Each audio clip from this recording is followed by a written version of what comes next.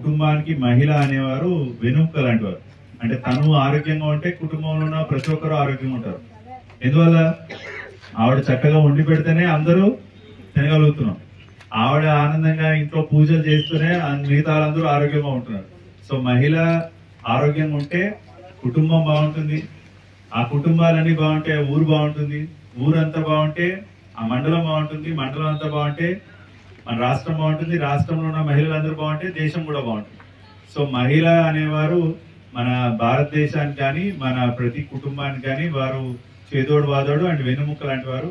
So మీరు ఆరోగ్యంగా ఉండాలంటే మీకు ఆరోగ్యం పట్ల అవగాహన ఎక్కువ ఉండాలి. అంటే ఈ మెడికల్ క్యాంప్ లో కేవలం ఎవరికైతే కొంచెం జ్వరం వచ్చిందో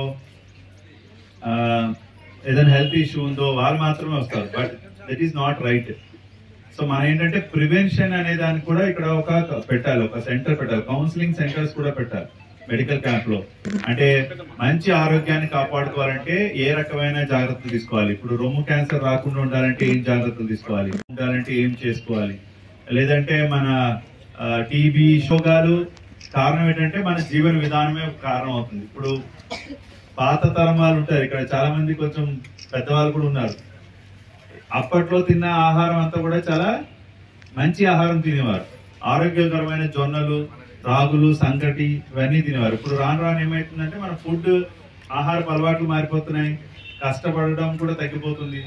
సో దానివల్ల ఏమవుతున్నాయంటే మనకి ఆటోమేటిక్ గా రోగాలు కూడా పెరిగిపోతున్నాయి. మెడికల్ క్యాంప్స్ లో ఒకటి క్రియేట్ చేయాలి, ఎయిడ్స్ అవేర్నెస్ మీద, లేదంటే అన్ని రకాలు, ఈవెన్ నోటి క్యాన్సర్ ఇన్ఫాక్ట్ ఎలా ఉంటుంది, లేదంటే మన కొన్ని ఉంటాయి కదా మన డిఅడిక్షన్ సెంటర్స్ లాంటి కౌన్సిలింగ్స్ కూడా సైకాలజిస్ట్ కూడా పెట్టించి కొంచెం అలాంటి కౌన్సిలింగ్ కూడా ఇప్పించండి ఇక్కడ.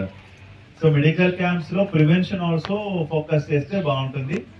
అండ్ ఈ యొక్క కార్యక్రమాన్ని అంటే ఎవరికైతే హెల్త్ ఇష్యూస్ ఉన్నాయో వాళ్ళందరూ సద్వినియోగం చేసుకోండి.